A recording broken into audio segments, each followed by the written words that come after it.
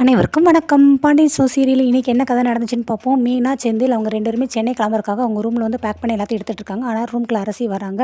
"என்ன நீ mobile phone எல்லாமே எடுத்து வச்சிட்டிங்களா?" எடுத்து வச்சிட்டோம் அரசி. சார்ஜரு, அப்புறம் பவர் பேங்க் இதெல்லாம் எடுத்து வச்சிட்டிங்களா?" எல்லாமே எடுத்து வச்சிட்டோன்னே. "ஓகே அண்ணி, சூப்பர்" அப்படின்னு. "அண்ணா நல்லபடி பத்திரமா போயிட்டு வாங்க, என்ஜாய் பண்ணுங்க என்ன" அப்படின்னு சொல்லி அரசி சொல்கிறாங்க. "சரிம்மா அண்ணே."